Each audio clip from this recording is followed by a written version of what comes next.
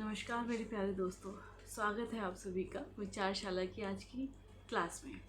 तो बच्चों, आज जो हम पढ़ने वाले हैं उस टॉपिक का नाम है बाय। जी हाँ बच्चों, आज हम बाय पढ़ने वाले हैं। ठीक है, तो बहुत ही ध्यान से सुनिएगा, बहुत ध्यान से समझने की कोशिश कीजिएगा। अगर आपको बाय के बारे में अच्छे से समझ में आ गया तो आपको जो इससे अगला टॉपिक है ना, फिक्चर्स बनाने का, वो आपको बहुत अच्छे तरीके से समझ में आ जाएगा। उसमें कोई कन्फ्यूजन नहीं होगी। ठीक है, क्योंकि सबसे ज़्यादा जो गलतियाँ होती है ना बच्चों, वो बाय के डिस्ट्रीब्यूशन में और बाय की कैलकुलेशन में ही होती है।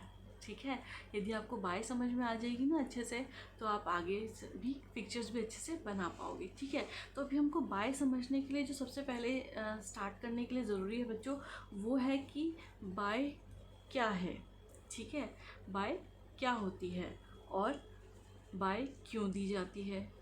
ठीक है, बाय किसको दी जाती है और बाय कैसे दी जाती है, बहुत इम्पोर्टेंट है।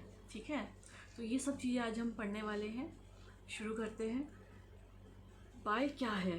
तो बच्चों, यह एक प्रकार का लाभ है, या हम यूँ कह सकते हैं कि ये एक प्रकार का फ़ायदा है जो उन खिलाड़ियों या टीम्स को दिया जाता है जिन्होंने गत वर्ष सराहनीय प्रदर्शन किया होता है। ठीक है, और उस टूर्नामेंट में फाइनल, सेमीफाइनल या क्वार्टर फाइनल्स तक पहुँचे होते हैं। तो उन टीम्स को या उन खिलाड़ियों को ये एक प्रकार का जो लाभ है वो दिया जाता है। ठीक है, तो ये याद रखेंगे कि यह क्या है, यह एक प्रकार का लाभ या फ़ायदा है जो उन खिलाड़ियों या टीम्स को दिया जाता है जिन्होंने गत वर्ष सराहनीय प्रदर्शन किया हो। ठीक है, आगे बढ़ते हैं कि बाय क्यों दी जाती है। तो बच्चों, किसी भी टूर्नामेंट में बहुत सारे खिलाड़ी हिस्सा लेते हैं। ठीक है, और कौन सा खिलाड़ी या टीम किसके साथ खेलेगा, कब खेलेंगे, ये सब आयोजनकर्ता निश्चित करते हैं। और ये सब निश्चित करने के लिए कुछ नियमों का पालन किया जाता है, जिनमें से एक नियम है बाय का नियम। ठीक है, और कई बार क्या होता है, जैसे पहले राउंड में सभी टीम्स को खिलाना कई बार मुमकिन नहीं होता है, तो बाय का प्रयोग करके मैचेस की जो संख्या है, जो मैचों की संख्या है, वो बराबर की जाती है। अभी मैं आपको बताती हूँ किस प्रकार से। ठीक है, अब आपके मन में प्रश्न उठेगा कि क्यों मुमकिन नहीं होता है, ऐसे क्या कंडीशंस होती हैं या क्या सर्कमस्टांसेस होते हैं कि नहीं मुमकिन होता है। तो देखते हैं। अभी जैसे कोई एग्जाम्पल ले लेते हैं हम कि 4 टीम्स का हमने एक कंपटीशन करवाना है, उसमें 4 टीम हिस्सा ले रही हैं। ठीक है, फॉर एग्ज़ाम्पल, तो हम क्या करेंगे, सिंपल जो पहली टीम होगी उसको हम दूसरी टीम से खिला देंगे। ठीक है, और जो तीसरी टीम होगी उसको हम चौथी टीम से खिला देंगे, और यहीं पर हमारा फर्स्ट राउंड कंप्लीट हो जाएगा। वेरी सिंपल है ना। लेकिन और अगर यहीं पर अगर हमारे पास एंट्रीज 5 टीम्स की आई हो, तो पाँच टीम्स ने एंट्री दी हो, 5 टीम प्रतिभागी कर रहे हो, तो हम क्या करेंगे, 5वीं टीम को किसके साथ खिलाएंगे, या हम नहीं खिलाएंगे, आगे भेजेंगे सीधा। तो अगर हम नहीं खिलाएंगे तो फिर वो 5वीं टीम को, ऐसा कैसे हो सकता है ना, जितने भी पार्टिसिपेंट्स आएंगे उन सभी को खिलाना तो ज़रूरी है। और अगर हम उसको नहीं खिलाते हैं और सीधा आगे भेज देते हैं, तो जो बाकी के 4 खिलाड़ी हैं, जो बाकी की 4 टीम्स हैं, वो सभी क्वेश्चन कर सकते हैं कि भाई ऐसा क्यों, इसी को क्यों आगे भेजा जा रहा है। ठीक है, तो उनके मन में भी ऐसा ख्याल आ सकता है, और उनके मन में ये भावना आ सकती है कि आयोजनकर्ता ने या फिर किसी और ने फिक्सर्स अच्छे से ना बनाकर कुछ तो मतभेद हुआ है ना। तो ऐसे, तो इस समय जो होता है, हम जो बाय का नियम बनाया गया इस चीज़ को कंट्रोल करने के लिए। ठीक है, तो और बाय का नियम ने अब आप देखोगे पाँचवा है, अगर हम उसको बाय देते हैं तो चौथा प्लेयर बोलेगा कि मेरे को क्यों नहीं दिया जा रहा है, चौथी को देंगे तो तीसरा भी बोल सकता है, 5वां भी बोल सकता है। तो ये सब करने के लिए मैं आपको बताती हूँ कि बाय किसको दी जाती है। मैंने पहले भी बताया जैसे कि बाय हम किस को दे सकते हैं, बाय हम उन खिलाड़ी या टीम्स को देते हैं जिन्होंने पिछले साल उस टूर्नामेंट में अच्छा प्रदर्शन किया होता है। ठीक है, बाय क्या है कि मैं पहले भी बताया था ना कि जिन्होंने गत वर्ष सराहनीय प्रदर्शन किया हो, तो उन टीम्स को, उनको ये एडवांटेज या लाभ दिया जाता है। ठीक है, तो अब आगे आ जाता है सबसे इम्पोर्टेंट कि बाय कैसे दी जाती है। तो बच्चों, बाय देने के लिए, इसको कैलकुलेट करने के लिए एक सूत्र है, ये आपको याद करना होगा। और वो सूत्र आपको यहाँ दिख रहा है ना, कि क्या है ये, NB = 2, और ऊपर एक ही छोटा n लिखा है और माइनस कैपिटल N। अभी आप लोग बिल्कुल कंफ्यूज मत होना बच्चों, आप केवल इस सूत्र को याद कीजिए और अभी देखिए आपको ये सब समझ में आ जाएगा, ठीक है। बिल्कुल कंफ्यूज होने की ज़रूरत नहीं है। यहाँ पर जो NB लिखा हुआ है बच्चों, इसका मतलब है कुल बाय, ठीक है। कंफ्यूज नहीं होना बिल्कुल भी। NB जो है वो शॉर्ट फॉर्म है किसकी, नंबर ऑफ बाइस की, हम बोलते हैं नंबर ऑफ बाइस, तो नंबर ऑफ बाइस की NB शॉर्ट फॉर्म है बस, ठीक है, और कुछ नहीं। इसको हम कुल बाय भी लिख सकते हैं। यदि आपको NB याद ना हो और आपको कन्फ्यूजन हो रही हो थोड़ी सी भी, तो आप इसकी जगह कुल बाय लिख सकते हैं, ठीक है। तो हमारी कुल बाय ज्ञात करने का ये सूत्र है। अब हम आगे देखते हैं ये जो सूत्र में हमें क्या क्या लिखा हुआ है। एक तो 2 है, एक छोटा n है, एक बड़ा n है, ठीक है। तो हम सबसे पहले देखते हैं कि ये बड़ा n क्या है।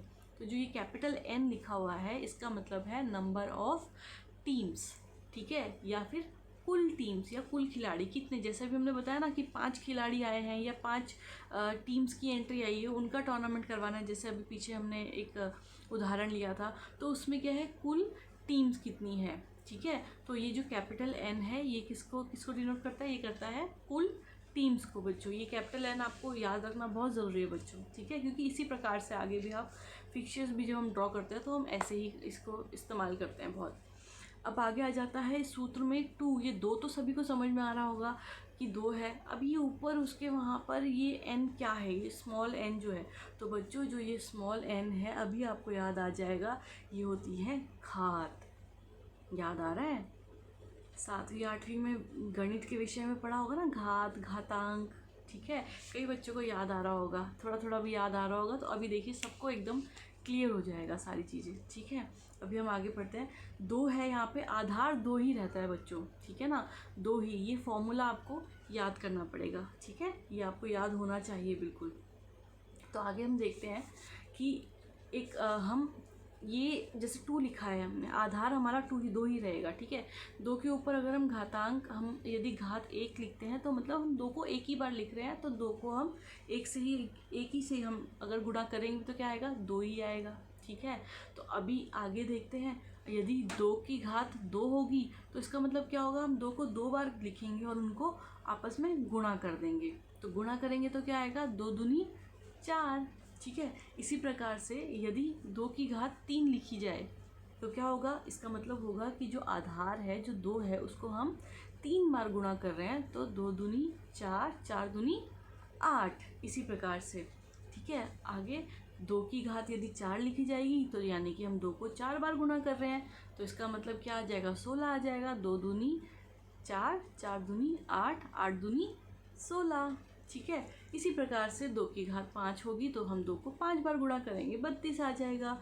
यदि 2 की घात 6 होगी तो हम 2 को 6 बार गुणा करेंगे और 64 आ जाएगा। इसी प्रकार से बच्चों आगे चलता रहता है कि 2 की घात 7, 2 की घात 8, इस प्रकार, ठीक है। यही प्रोसेस यही होगा, जितनी घात लिखी होगी इसका मतलब ये है हमने 2 को उतनी बार गुणा करना है, ठीक है।